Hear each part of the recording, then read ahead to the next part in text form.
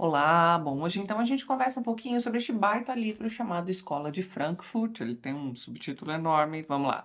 O Palácio de Prazer do Demônio. E depois nós temos ali O Culto da Teoria Crítica e a Subversão do Ocidente. Este livro aqui foi escrito pelo jornalista e crítico de música Michael Walsh. Este autor é americano, tá, pessoal? Ele foi escrito em 2015 e trazido aqui para o Brasil em 2020. Nós temos um porém aí, hein? Nós temos o título original, que na verdade é este aqui, ó. The Devil's Pleasure Palace, The Cult of Critical Theory and the Subversion of the West. Note que não tem Escola de Frankfurt em lugar nenhum no título do livro, ó. Nem no subtítulo? Pois então, por que afinal de contas o título em português é este? Provavelmente para chamar a nossa atenção, mas sim, a Escola de Frankfurt está aqui neste livro e é a moldura, digamos assim, que sustenta o argumento do livro. Então, os principais nomes da Escola de Frankfurt estão aqui. Seus objetivos enquanto escola de pensamento também estão aqui o tempo todo, tá? Permeando o livro todinho. Mas então, talvez este aqui não seja o livro ideal para você começar a conhecer a Escola de Frankfurt. Mas é uma opção de caminho, né? De repente você vai ver este vídeo aqui, vai sair dele achando que este livro aqui é uma boa porta de entrada para conhecer o tamanho do estrago que foi feito pela Escola de Frankfurt.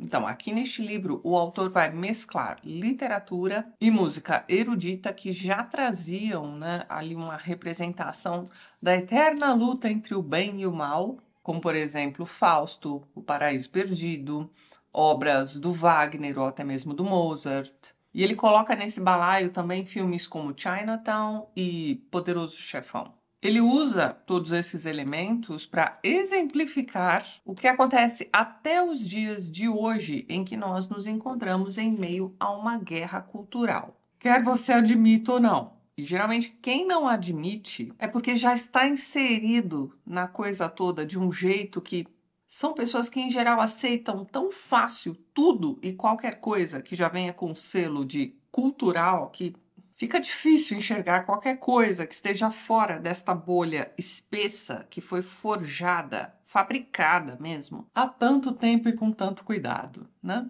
Então, você começa a falar sobre guerra cultural e pronto, você já perde essas pessoas. Elas saem andando simplesmente, elas não querem saber, porque elas simplesmente preferem ficar no conforto de suas certezas fabricadas por outros. Pensa só, um mundo em que ninguém questiona nada, a não ser aquilo que te disseram para questionar. Que maravilha, não? Pois então, vamos voltar aqui ao livro. Vamos dar uma olhadinha no argumento dele, que você vai encontrar ali na página 13. Nós temos ali, ó. Poucas dessas ideias se mostraram mais perniciosas do que as da chamada Escola de Frankfurt e sua filosofia reacionária de teoria crítica. Ao mesmo tempo excessivamente intelectualizada e juvenil do ponto de vista emocional, a teoria crítica, como a caixa de Pandora, liberou uma horda de demônios na psique americana. Quando tudo pode ser questionado, nada pode ser real. E o empirismo poderoso e confiante que acabara de vencer a guerra deu lugar, em menos de uma geração, a um niilismo moderno na Europa Central, que foi celebrado nos campi universitários de todos os Estados Unidos. Então, a guerra que ele se refere aqui é a Segunda Guerra Mundial, tá? Aproveitando o alto patamar da academia e das artes, os novos nihilistas começaram a enfraquecer os alicerces do país, do patriotismo ao casamento, da família ao serviço militar. Vá vendo, ó, tem mais aqui mais para frente, ó. Este é um livro sobre como chegamos aqui. É também um livro sobre o bem e o mal, sobre a criação e destruição, sobre capitalismo e socialismo, sobre Deus, Satanás e nosso lado satânico, sobre lendas, mitos e as verdades dentro deles. Ele vai mencionar o Joseph Campbell aqui em diversos momentos, né? Recentemente eu liberei aqui para vocês um vídeo sobre o Herói de Mil Faces. Vou deixar um link aqui em cima e na descrição para vocês também. Este livro, Herói de Mil Faces, será mencionado, né, ao longo do livro todinho aqui. Então é bacana você ter em mente as ideias do Joseph Campbell quando pegar Escola de Frankfurt para ler também, tá? Então, Continuando, né? Sobre lendas, mitos e as verdades dentro deles, sobre a cultura versus política, sobre a diferença entre história e trama. O exemplo que ele vai dar aqui é bem interessante. Ele pega lá o Poderoso Chefão, como eu já tinha comentado com vocês, e pergunta pra gente qual é a história do filme. Uma pergunta simples, né? Ele nunca viu o filme, tá perguntando do que se trata aí o Poderoso Chefão. E geralmente as pessoas respondem que é um filme sobre máfia. Você tem lá um cara que é o chefão da máfia, os filhos dele, né? É preciso pensar na sucessão, porque ele já tá velhinho, num dado momento ele morre. Quem vai ser o próximo chefão, né? Você vai acompanhando aí a trajetória desta família de mafiosos. Mas aí ele vira pra você e diz assim: não, não, não, olha só, isso aí é a trama, eu quero saber a história do filme. Aí você fica assim, poxa, mas não é a mesma coisa? Não, não é. Para ele, não é. Ele vai dizer que a história do filme é a história de um homem que, apesar de amar sua família e de fazer tudo por ela, acaba perdendo tudo.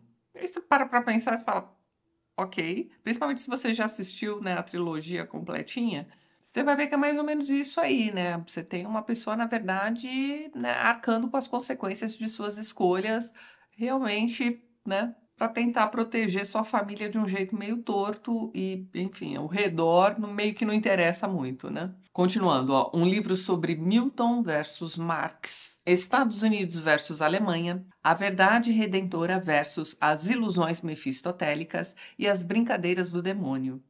Uma obra voltada para a inter-relação de cultura, religião, sexo e política. Em outras palavras, material suficiente para ofender quase todo mundo. E inspirar, assim espero.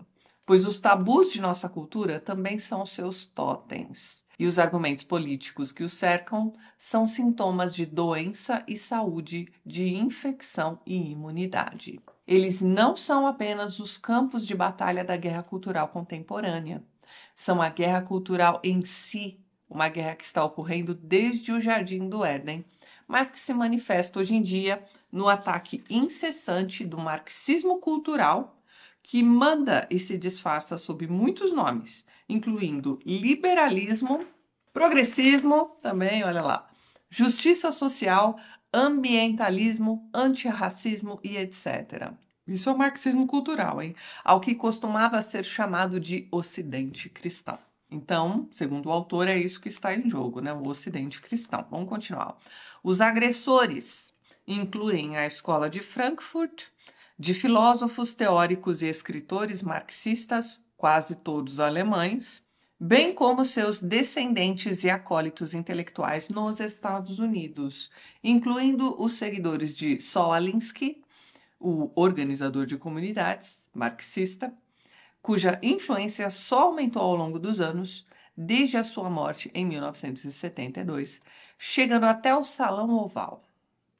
Por toda parte, refiro-me a essa panelinha, entre aspas, como a esquerda profana, um termo desbragadamente descritivo e depreciativo que, suspeito eu, eles adorariam adotar, mas ainda não se convenceram disso, mesmo que por razões eleitorais.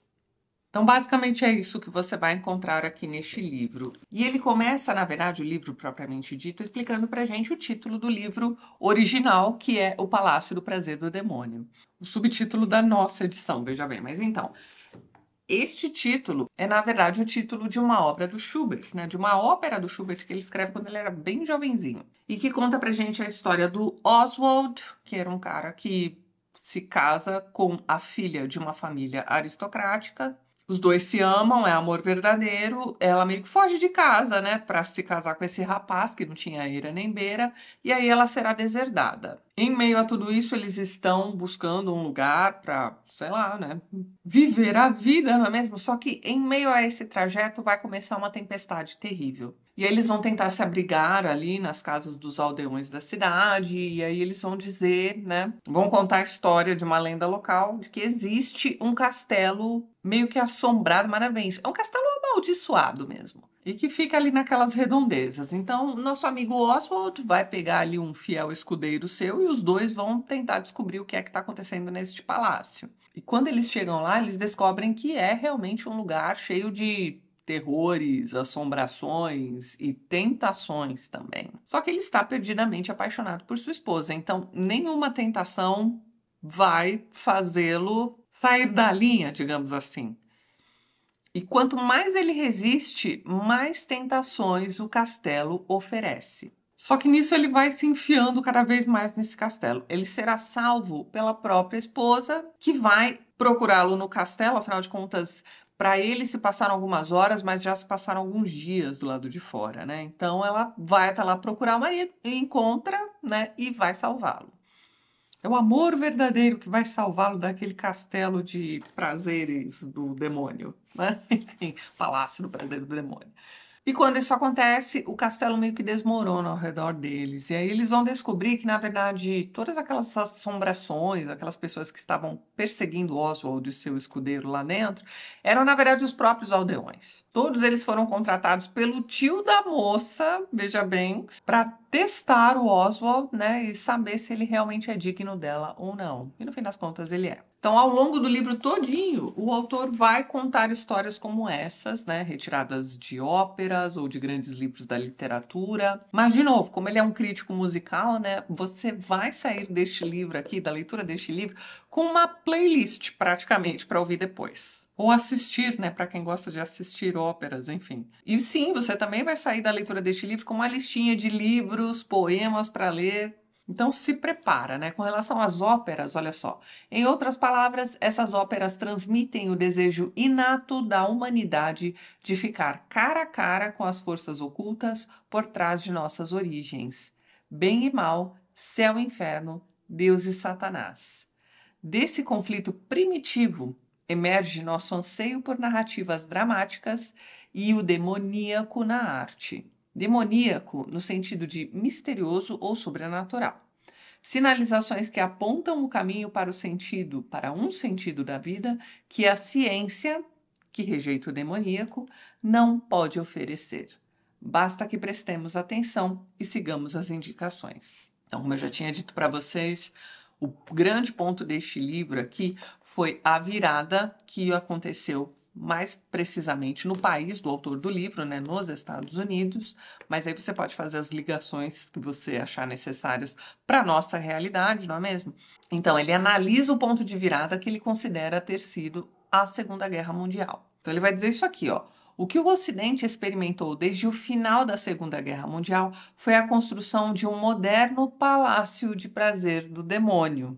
Uma aldeia de Potemkin, uma aldeia como aquela da ópera, né? Construída com promessas de justiça social e igualdade para todos, com visões de um mundo finalmente livre de trabalho e do suor, onde todos os homens e mulheres têm o sustento garantido, um mundo sem fome, sem faltas, sem frio, sem medo, sem racismo, sem sexismo ou qualquer um dos muitos outros ismos que a esquerda vive inventando.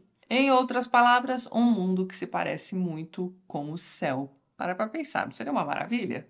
É o mundo prometido pela teoria crítica e pelas principais figuras da escola de Frankfurt. O crítico musical Theodor Adorno, o teórico sexologista Wilhelm Reich, cujas teorias e escritos examinarei em detalhes, sim, você vai ver detalhes aqui do trabalho desse Reich, bem como os pais fundadores, Antônio Gramsci e Georges Lukács. Georges Lukács, para nós que somos das letras, é um nome aí bastante conhecido, uma figurinha carimbada, né? Ninguém escapa dos livros de teoria do romance dele, enfim. Mas ele é um dos pais fundadores, né, da Escola de Frankfurt, junto com o Gramsci, né? Então, muito bem. Vamos dar um passinho para trás e dar uma olhada no que é, afinal de contas, essa Escola de Frankfurt. Isso segundo informações colhidas, tá, pessoal? Então, se houver aqui algum erro na minha fala, fiquem à vontade nos comentários, por favor, para me corrigir, certo? A Escola de Frankfurt é uma escola de pensamento filosófico e sociológico, que surge lá na Alemanha, mais precisamente na Universidade de Frankfurt. Isso nos anos 20, tá? Então, os fundadores, né, as pessoas que fizeram parte ali da primeira fase e daí por diante, eram todos marxistas. Só que esses caras da Escola de Frankfurt meio que tinham um olhar crítico para com os marxistas raiz, né, o pessoal das primeiras fases do marxismo. Então, era preciso inovar. Então, primeiro eles desenvolvem a tal da teoria crítica. que vai olhar, né, com o seu olhar crítico para a sociedade como um todo, né, principalmente para a intelectualidade da sociedade. Preciso impor essas novas ideias. A nova ordem da sociedade, na mesma teoria crítica, englobaria tudo praticamente. Como é que eles fariam isso? Primeiro, por meio da cultura. Lembra que eu disse que isso tudo surge dentro da Universidade de Frankfurt, por isso o nome da escola de pensamento. Pois é, então, é preciso disseminar as ideias da escola de Frankfurt em todas as áreas culturais possíveis, atirar para todos os lados mesmo. Isso tudo, volto a dizer, partindo de dentro das universidades. Muito bem. Eles também fazem isso por meio do politicamente correto, que nada mais é do que uma forma de censura do pensamento, olha isso, por meio da linguagem. E nós já vimos lá no vídeo sobre Flores de Algernon que quem controla a linguagem controla o mundo.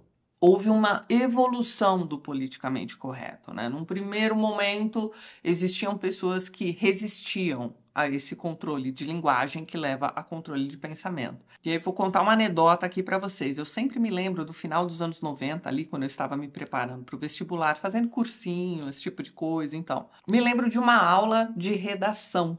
E aí a gente tinha umas notícias do dia e aí a gente precisava escrever ali uma redação, né, comentando aquela notícia, né? E eu me lembro que a que eu peguei era sobre o rebaixamento das calçadas da Avenida Paulista para facilitar o trajeto dos cadeirantes.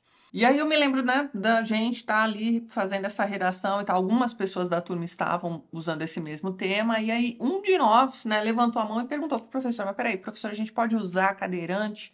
Qual que é o politicamente correto para cadeirante? E aí eu nem me lembro qual foi o termo, ou se a gente podia usar cadeirante no fim das contas, enfim. Mas a questão era, a gente queria saber qual era o termo mais bonito para usar numa redação de vestibular. Era uma questão de polir o texto.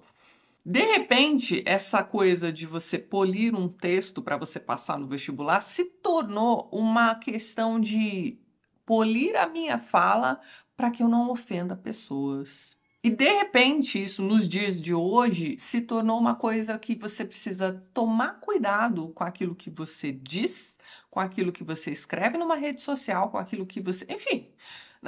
Você tem que tomar cuidado com a sua própria linguagem para que você não sofra, por falta de termo melhor, represálias.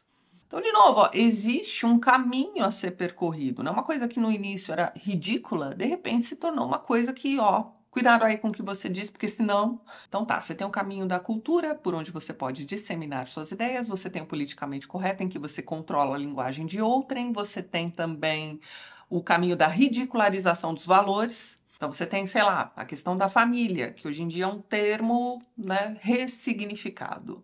Questões religiosas também, putz, né? Quem é religioso ainda hoje em dia?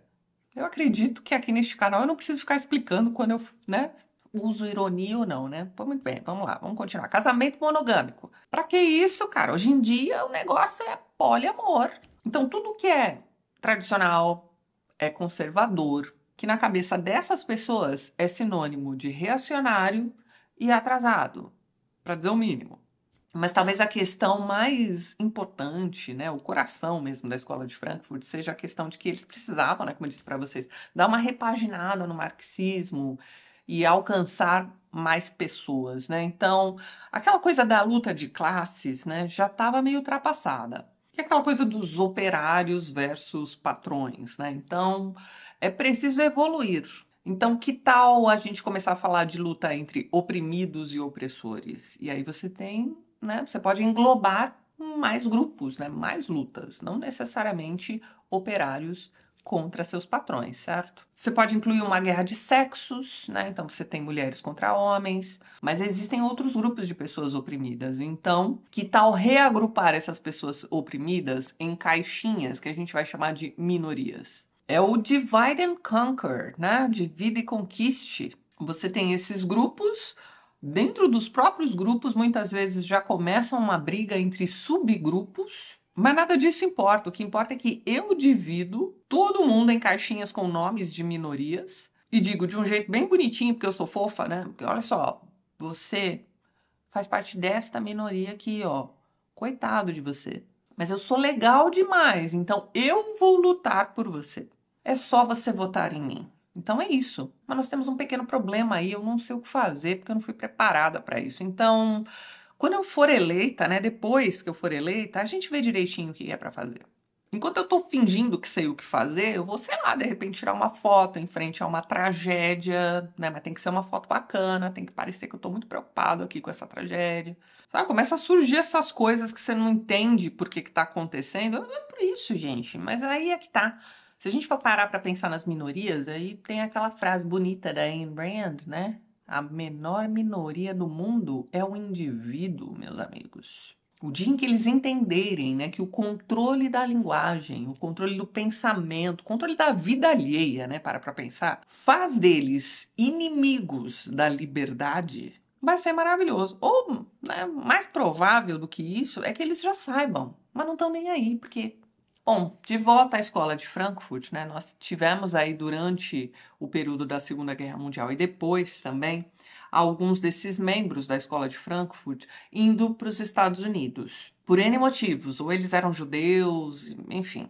Foram acolhidos e expuseram suas ideias por lá também. Então, eles espalharam as suas ideias no Novo Mundo, já que para eles toda a cultura ocidental precisava passar por uma reforma, precisava ser substituída, na verdade. E, de novo, olha só, eles não queriam mais operários comandando as máquinas, né? Não, eles pensaram melhor.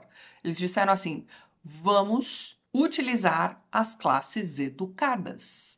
A tal da inteligência. Então, você cria uma teoria crítica, gente, só o nome já irrita, né? E vende essa ideia como algo revolucionário e altamente intelectualizado. Então, olha só, este é o verniz perfeito para chamar a atenção da galera antenada, universitária, que se acha muito intelectual. Bom, enfim, você tem também aquela ideia da tolerância repressiva, ou seja, a tolerância ideal é a intolerância com relação a ideias com as quais eu não concordo. São as ideias que eu considero incorretas. Então, perceba que esse pessoal sabe o que é correto e precisam nos reeducar. Você aí que também trabalha em rede social, quantas vezes você levou lições de moral desse pessoal? Eu mesma levo uma por dia, no mínimo. Então, olha só, tudo isso é discutido aqui neste livro, enquanto o autor discorre sobre Goethe, Schubert, Wagner, Lovecraft, John Milton, Oscar Wilde e por aí vai. Ele analisa todo tipo de representação do diabo na arte. Ele analisa as falas do diabo na arte e vai mostrando pra gente como suas falas muito nos lembram os ensinamentos da escola de Frankfurt.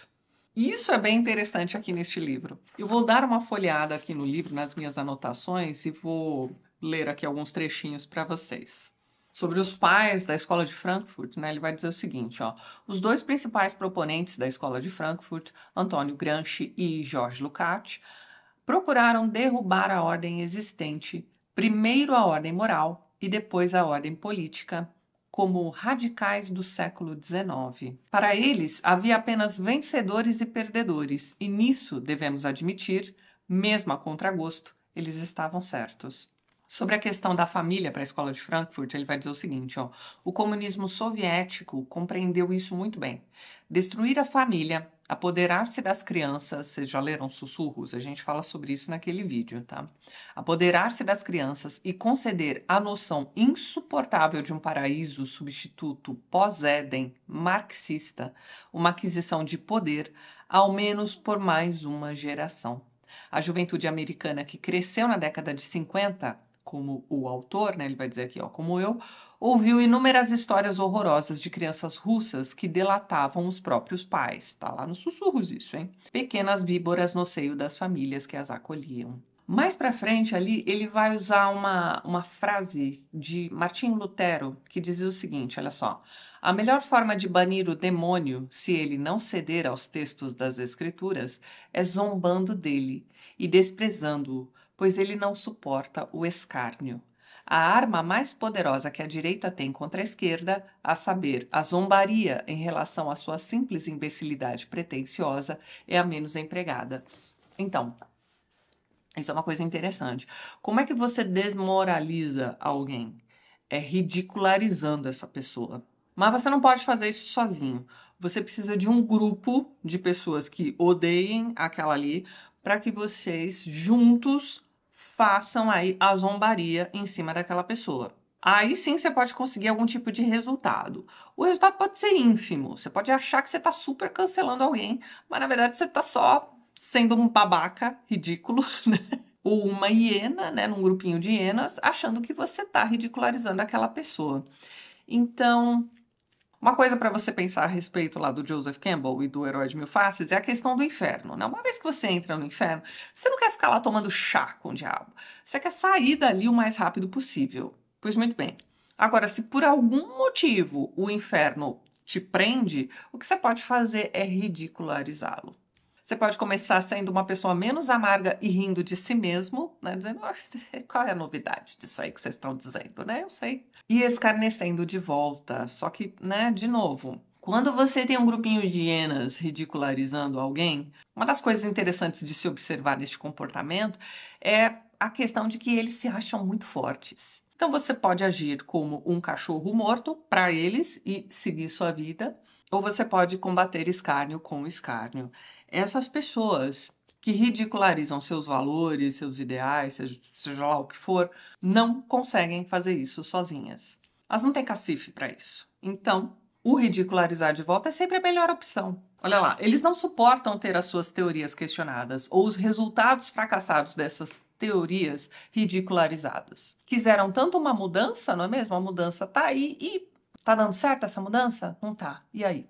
A dignidade é uma das virtudes imaginárias, olha só, uma das últimas virtudes que eles possuem. E que ela seja atacada junto com todo o seu sistema de crenças. Ele também enxerga, né, no marxismo e no que surgiu depois disso, né, uma religião. Lembrando que a palavra religião significa ligar as pessoas através de ensinamentos, né, enfim. Você tem um livro considerado sagrado, pessoas ao redor dele usando aquilo ali como base para suas ações, para o seu pensamento, seja lá o que for, pronto. Você tem um tipo de religião, é isso que ele quer dizer. Bem, a zombaria é o que os leva mais rapidamente à fúria descontrolada, de tão apegados que eles são à ideia da própria bondade e infalibilidade quando se trata de questões de descrença e imoralidade. A questão é essa. Essas pessoas, né, boa parte delas, nem acho que seja a maioria, mas muitas dessas pessoas acreditaram que elas estão do lado do bem. E aí, meu amigo, deve ser uma massagenzinha no ego, né? Acreditar que você tá do lado certo, que você tá seguindo as ideias certas, que você tá... Deve ser maravilhoso. Mas então, ó, o problema de sua ideologia, porém, é que depois de algumas vitórias, ela não tem para onde ir. Uma vez corrigidos os erros detectados, a revolução entra novamente em ação, mirando sua cauda de escorpião nos mínimos alvos e picando-os cada vez com mais crueldade até atingir apenas fantasmas. Sobre o politicamente correto, ó. O segredo para compreender o politicamente correto é sua constante redefinição quanto ao que é aceitável em relação ao uso da língua. É Sísifo na esteira ergométrica do eufemismo. Essa imagem aqui eu achei legal. A forma de lutar é pela recusa em aceitá-lo. Eles têm sua teoria crítica, nós, a consolação de nossa filosofia. Eles têm um martelo, nós a bigorna. Eles procuram forjar um novo nada a partir dos resíduos industriais da civilização ocidental. Então, aquela coisa de destruir, né? Você precisa desconstruir tudo, mas nada é reconstruído, nada é criado em cima das coisas que foram desconstruídas. Nossa meta é evitar que eles nos atinjam com algo profano e obsceno. Eles são fracos, mas estão se fortalecendo. Nós somos fortes, porém estamos enfraquecendo. Eles esbanjam a autoconfiança, nós nos acovardamos na insegurança. Essa é a impressão geral da coisa conforme ela se desenvolveu. De certa forma, este livro é um chamado para ação também, tá? Enfim, pessoal, ele toca todas essas feridas aí que a gente já está acostumado a evitar, né? Então, privilégio branco, essas coisas, tá tudo aqui. É um livro para você passar raiva? Não necessariamente. Mas eu fiquei com a impressão de que este livro aqui não funciona fora da nossa bolha. Este não é um livro que alguém de esquerda vá pegar para ler e dizer assim, tá, eu aprendi alguma coisa com ele. A pessoa que já está inserida nesse mundinho perfeitinho que ela acha, né, sei lá, Nárnia, tá tudo maravilhoso naquela bolha porque, nossa, as mudanças que eles queriam que acontecessem aconteceram, né? Então, assim, essas pessoas não estão interessadas em ler isso aqui. É um livro escrito para convertidos. O que acontece quando você lê um livro como esse é que ele vai reforçar as suas ideias. Talvez o benefício de uma leitura como essa também seja não só de reforçar suas ideias, mas principalmente a de te munir de mais argumentos. De qualquer forma, fica a dica aqui para todos vocês que estão me assistindo, né? Enfim, é um bom livro. Talvez você passe raiva lendo, mas é bom, né? Levar uma chacoalhada de vez em quando. Então tá, pessoal, eu vou ficando por aqui, mas antes gostaria de mais uma vez agradecer a todos os apoiadores do canal. Vocês estão vendo os nomes deles aqui ao lado e na descrição do vídeo você encontra os links para os perfis literários do pessoal que apoia o TLT e que também produz conteúdo sobre livros aqui no YouTube e no Instagram. Caso você queira se tornar um apoiador do canal, já deixo aqui meu muito obrigada de coração. Dê uma olhadinha no primeiro link que eu vou deixar na descrição deste vídeo. E é isso então. A gente se vê nos próximos vídeos do canal. Um beijo grande e até mais.